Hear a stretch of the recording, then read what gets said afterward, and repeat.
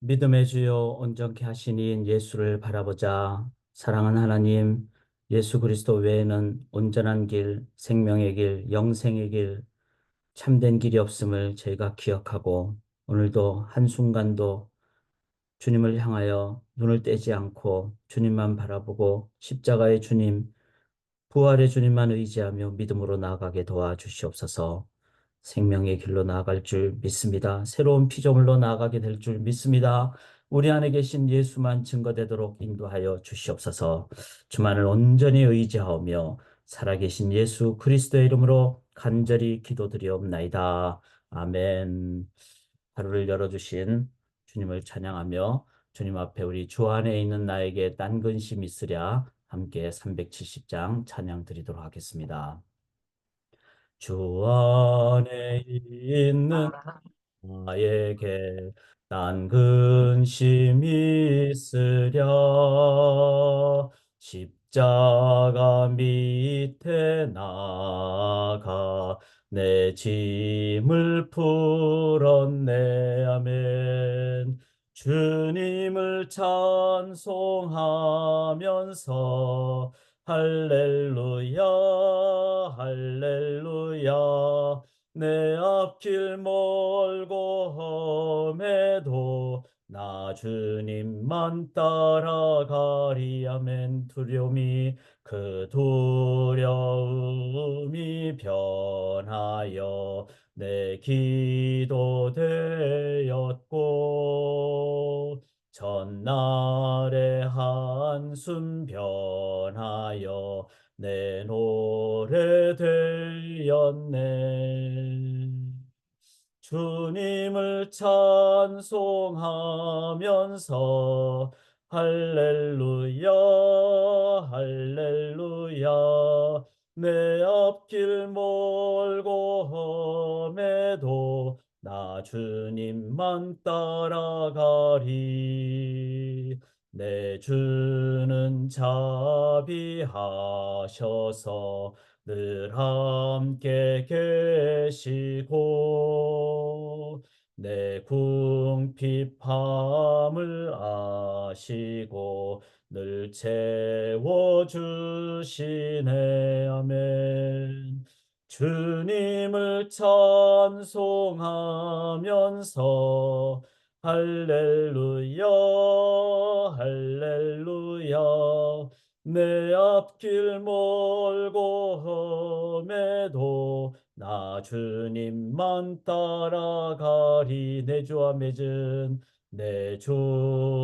맺은 언약은 영불변하시니 그 나라 가기까지는 늘 보호하시네.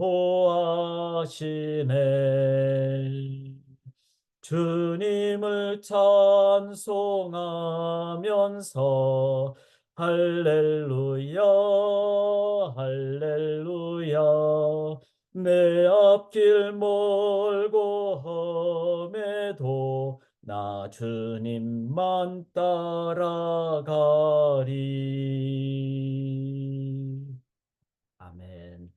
개인적으로 제가 참으로 고백적으로 찬양하는 찬송 중에 하나입니다. 가사가 너무 중요하고 그래서 우리 자녀들과 함께 요즘은 이제 경배와 찬양곡을 많이 저희가 부르는데 또 찬송가도 물론 이제 박자라든지 리듬이라든지 이런 것은 요즘 시대에 조금 이제 변화가 있으니까 그런 거는 좀 가미하더라도 우리 찬송가를 우리 자녀들과 함께 많이 부르면 좋겠습니다. 그래서 저녁에 유튜브 통해서 이 찬송가라도 같이 이렇게 가족 예배 드릴 때 부르시고 그리고 그날 말씀 부분을 자녀들과 함께 부모님들이 요약해서 나눠주셔도 참 좋은 가정 예배가 되리라고 생각을 합니다. 저희가 지금 열왕기하를 함께 나누고 있는데 열왕기하 오늘은 여기 보시면은 남쪽 유다, 오른쪽에 유다가 있는데 7번에 아달랴가 있죠. 아달랴가 이제 예후 왼쪽에 보면 10번에 북이스라엘 왕조 예후가 이제 반란을 일으키고 그래서 왕이 되는데 그때 이제 그 이세벨까지 다 죽이게 되는. 그래서 이세벨은 아달랴의 어머니죠. 이제 그런 상황 이후에 이제 아달랴가 이제 요아스 왕과 연결되는 이 부분을 저희가 이제 함께 나누는 시간이 되겠습니다. 이제 오늘 본문을 보시면은 여기 12장 1절에 예후의 제7년에 요아스가 왕이 되어 이렇게 나옵니다. 그러니까 예후의 상황이 됐을 때 이제 요아스가 이제 왕이 되는 그런 이제 상황이 되는 것을 저희가 기억을 하면서, 그런데 이 요아스는 어떤 인물입니까?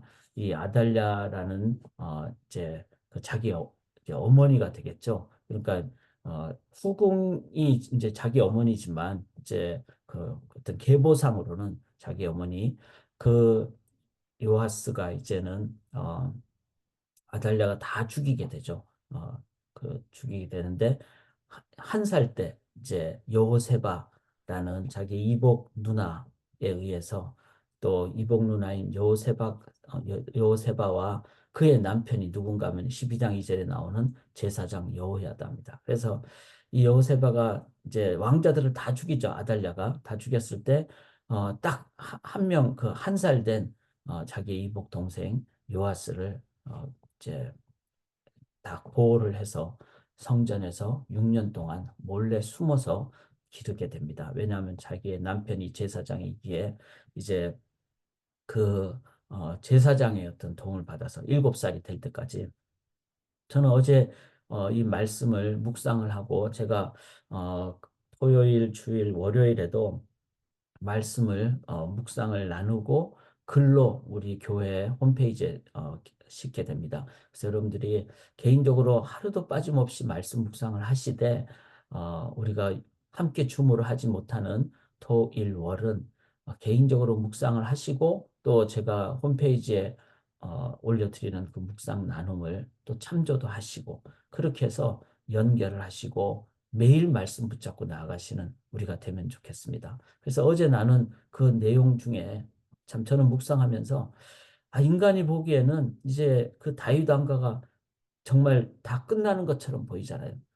다 왕자들이 다 아달랴에서 죽임을 당하고 그랬을 때 딱 한 명을 하나님은 보존을 시키시죠. 요아스. 그것도 한 살 때. 그것도 정말 여호세바나 여호야다가 이렇게 자칫 잘못하다가는 자기들도 죽임을 당할 수 있는 상황에서, 그래서 하나님이 하나님의 그 역사를 이끌어 가신다. 저는 어제 참 이 묵상을 하면서 많은 깨달음을 가졌습니다. 우리 인간이 볼 때는 불안하고 또 이런 상황 자체가 참 염려가 되고 이런데, 하나님은 그 역사를 분명히 하나님 나라로 이끌어 가신, 또 메시아를 이 땅에 오시게 하기 위해서 그 한 살 된 요하스를 남겨주시는. 그래서 사랑하는 여러분, 우리가 상황을 보고 아무리 어렵고 힘들어도 하나님이 하시는 일에, 또 하나님이 약속하신 일은 반드시 성취된다는 것, 상황을 뛰어넘어 성취된다는 것. 한 살 된 요하스를 하나님은 남기시고 보존하시고 인도하신다. 중요한 것은 그런 하나님을 믿는 믿음이 있다면 우리가 해야 될 것은 뭘까요? 여호세바와 여호야다처럼 목숨을 걸고 정말 하나님이 인도하시니까 그런 면에서 담대하게 이 요아스, 한 살 된 요아스를 이제 보존하고 성전에서 6년 동안 몰래 정말 양육하고, 참 그 쉽지 않았겠죠. 그런데 그렇게 한 결과 이제 요아스가 7살 됐을 때 제7년에 요아스가 왕이 돼요. 몇 년간 통치합니까? 40년이나 통치를 합니다. 참 이걸 보면서 이 요아스를 통해서 하나님이 참 귀한 일을 하게 하신다. 그런데 이제 오늘 본문은 이 하나님의 믿음을 갖고 우리가 순종을 하며 나아가되, 그러나 또 우리가 역사를 통해서 돌아봐야 되는 게 있다는 겁니다. 그게 뭔가 하면 바로 요아스의 왕은 이렇게 귀하게 인도함을 받았기 때문에 개혁적인 인물이었습니다. 그러나 히스기야처럼 더 큰 개혁을 하지 못하는 어떤 한계가 있었다는 거죠. 그래서 우리가 어떤 한 사람에 대해서 분석을 하는 것도 필요하지만, 판단 대신에 우리 자신을 돌아보면서 분석하고 분별해서 우리는 하나님 말씀 붙잡고 또 더 바르게 나아가는 그런 저희들이 되도록, 오늘은 요아스 왕이 이렇게 귀하게 개혁을 한 부분과 그러나 그 한계를 한번 돌아볼 수 있기를 원합니다. 자, 첫째는 이 2절에 보면 요아스는 제사장 여호야다가 그를 교훈하는 모든 날 동안엔 여호와 보시기에 정직히 행하였으되 다만 산당들을 제거하지 않았다. 요아스는 개혁적인 인물이었어요. 그래서 성전도 잘 이렇게 수리하고 그렇게 이제 정말 이스라엘을 유다를 그 이세벨과 또 아달랴의 영향권에서 벗어나게 하는 그런 일을 행하였죠. 그렇지만 그가 부족했던 점은 산당들이었어요. 산당들은 이미 가나안 정복할 때부터 가나안 칠족속에 의해서 있었던 그 아주 오랫동안 뿌리 깊게 있었던 각 지역의 이방신을 향한 제사를 드리는 어떤 산당이었죠. 물론 여기서 이제 이스라엘 백성들이 이제는 하나님 의지하고 분영하였지만 그러나 그 산당의 그 본질적인 부분이 영향을 계속 받고 있는. 이렇다면은 이 부분은 완전히 뿌리 뽑는 개혁을 행했어야 되는데 산당을 제거하지 않았습니다. 이 결과 이 산당이 계속해서 이스라엘 백성에게는 충치처럼 썩은 이빨처럼 그 이스라엘 유다 백성들을 괴롭게 하고 힘들게 했습니다. 영적으로. 그래서 오늘도 우리의 삶에 나의 삶이나 나의 가정에 산당이 있지 않은가? 산당은 뭐죠? 세속적인 물결이죠. 가나안의 어떤 영향권이죠. 그런 부분이 이렇게 혼합되어 있으면은 결국 그것은 우리에게 힘을 주지 못합니다. 내가 막 다 좋은데 내 그 몸에 막 어떤 뭐 연약한 부분이 하나 있으면은 그것 때문에 막 힘을 못 쓰죠. 그렇기 때문에 온전한 내 삶의 개혁적인 삶을 살도록 내가 제거하지 않은 어떤 영역이 있지 않은가. 자, 그것을 놓고 우리가 함께 기도하며 나아갈 수 있기를 원합니다. 이 요아스를 볼 때 참으로 귀하겠어요. 그런데 두 번째 요아스가 했던 것은 성전을 이제 잘 이렇게 수리하고 그렇게 하도록. 그래서 여기 12장 5절에 제사장들이 각각 아는 자에게 받아들여 성전의 어느 곳이든지 파손된 것을 보거든 그것으로 수리하라. 이제 솔로몬 성전에서부터 이제 이 성전이 이제 100여 년이 넘은 상황이에요. 오늘날에도 건물이 100여 년이 넘으면은 막 이렇게 수리를 많이 해야 되잖아요. 그 당시에는 더 그랬겠죠. 그런 상황으로 봤을 때 항상 우리의 삶을 돌아보고 또 수리하고 또 이렇게 파손된 것이 있지 않는가를 돌아보는 이거는 늘 보수하고 개혁을 해야 됩니다. 참 이제 모든 우리 남성도인들이 가정을 보면서 또 어떤 뭐 외적인 어떤 집수리를 할 때 아 이거 왜 이럴까 이게 아니라 이거는 시간이 지날수록 계속 유지를 하기 위해서는 보존을 하기 위해서는 행해야 한다라는 자세를 가져야 되는데 그런 면에서 이 요아스는 여호와의 성전이라는 건물을 잘 수리하는 그런 일을 그가 명령을 하고 그랬어요. 그런데 12장 6절에 보니까 요아스 왕 제23년에 이르도록 제사장이 성전에 파송한 데를 수리하지 아니하였다. 자, 23년이니까 7살에 이제 왕이 됐으니까 30살이죠. 요아스가 30살이죠. 요아스가 7살에 막 이런 얘기를 하면은 어떻게 보면 제사장들이 별로 귀담아 듣지 않고 10살이 돼도 15살이 돼도 20살이 돼도 이제 요아스가 30살이 됐을 때 딱 보니까 계속해서 이 왕의 명령이 수행되지 않았어요. 자, 이런 면에서 참 한 번은 돌아볼 필요가 있습니다. 말이 23년이지 23년은요. 100년 이상이 된 성전 건물을 봤을 때는 이건 문제가 많죠.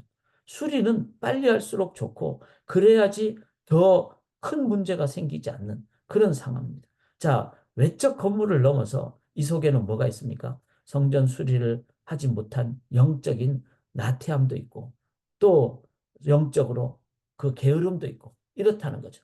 이런 점에서 요아스의 문제는 그가 어리긴 했지만 오랜 기간 동안 자 이렇다면은 이런 면에서 저는 제사장 여호야다의 어떤 그 관점도 한번 같이 보면 좋겠습니다. 물론 그 뒤에 이제 여호야다가 잘해서 이제 하나님 앞에 그 성전 건물을 온전하게 수리하는 그런 상황이 되고 또 개혁도 하는 여기 15절에 보면 그 은을 받아 자 성전 수리를 위한 어떤 헌금을 받아 일꾼에게 주는 사람들과 회개하지 아니하였으니 왜냐하면 직접적으로 가도록 이는 그들이 성실히 일을 하였습니다. 속건제의 은과 속죄제의 은은 여호와의 성전에 드리지 아니하고 제사장에게 돌렸더라. 자, 이 부분도 이 이제 제대로 헌금에 대한 상황을 하면서 바로 제사장들에게도 이제 격려도 하고 또 헌금이 바르게도 쓰이는, 참 이런 면에서 이 헌금 부분 내지는 재정 사용 부분, 이 부분도 얼마 기간 동안 23년이라는 기간 동안 온전히 진행이 안 됐다는 거죠. 그런 면에서 어, 이제 하나님의 사역에 문제가 있었고, 자, 이 전인적인 사역에서 저는 참 중요하다는 생각을 오늘 아침에 묵상하면서 갖게 됐습니다. 물질 영역도 하나님 앞에서 물질은 뭐 문제가 없고 안 좋은 것 이게 아니라 물질도 정확하게 하나님 앞에서, 왜냐하면 물질이 있는 곳에 마음이 가 있기 때문에 하나님을 향한 마음이 가 있으면은 온전한 물질 사역을 행한 이런 부분도, 참 이런 면에서 새벽에 저희가 참 이 부분도 함께 기도할 수 있기를 원합니다.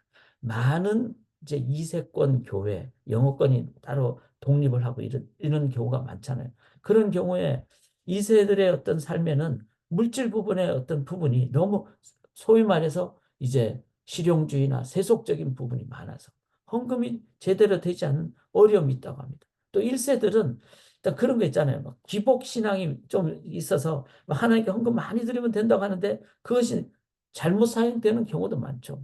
오용되거나 아니면은 그 더 선교라든지 교육이라든지 부재로 돼야 되는데 막 건물 위주로 간다거나, 양쪽 다 문제가 있는 겁니다.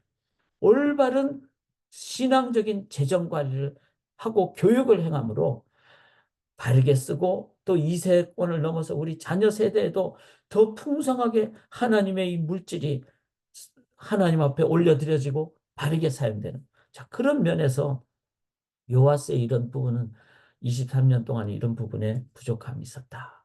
한번 돌아볼 수 있기를 원합니다. 세 번째 요하스의 개혁의 문제는 바로 이 유다 왕, 이 유다 왕으로 있을 때 17절에 보면 이제 그때라고 나옵니다. 17절에 그때. 이때는 이제 어느 때를 얘기하는가 하면은 자기를 그렇게 양육해 줬던 여호야다 제사장이죠. 여호야다가 죽고 난 다음에 이제 아람 왕 하사엘이 올라오니까 막 강력한 군대가 올라오니까 성전에 있는 금을 다 가져다가 그냥 하사엘에게 조공으로 바쳐버립니다. 여기에는 뭐가 있습니까? 여호야다가 살아있을 동안에는 그래도 개혁도 하고 이렇게 했는데 여호야다가 죽고 난 다음에는 이 요아스의 신앙에 자립적인 신앙이 부족하기 때문에 그가 어떤 어려움이 됐을 때 인간적인 그런 행동을 하게 된다는 것이죠. 그리고 그 결과 20절에 보면 요아스의 신복들이 일어나 반역하여 요아스를 죽이게 됩니다. 그의 40년의 왕이 이제 끝나게 되는 상황이 되죠. 그래서 저희가 이 요아스를 보면서 산당의 영역이라든지 어떤 그 재정의 영역이 23년 동안 행하지 않았다든지 또 자립적인 신앙, 그런 면에서 이 요하스의 삶을 돌아보고 또 저희들 또 우리 자녀들을 향해서 제자 되어 제자 삼고 또 우리 자녀들이 더 하나님 앞에서 온전히 나아가는 그런 자립적 신앙을 가질 수 있도록 우리가 더 기도하고 그렇게 나아가는 것이 바로 또 하나님 앞에 저희가 해야 될 이 새벽의 기도라 생각합니다. 기도드리겠습니다. 하나님 아버지, 돌아보게 하옵소서. 그리고 늘 깨어있게 하옵소서. 어떤 상황이든지 쉬지 말고 기도하게 하옵소서. 어떤 상황에서든지 성경 말씀, 하나님의 말씀이 우리의 기준이 되게 하옵소서. 그리고 하나님 의지하며 또 나아갈 때 우리 하나님 인도해 주시고 우리 대를 넘어서 자녀 대까지 능력을 인도해 주실 줄 믿습니다. 하나님 온전한 개혁을 행할 수 있도록 믿음의 죄요 온전케 하신 이인 예수를 매 순간 끝까지 눈을 떼지 않고 주님 바라보고 나가는 제자 되는 삶을 살게 도와 주시옵소서. 믿사오며 예수 그리스도의 이름으로 간절히 기도드리옵나이다. 아멘.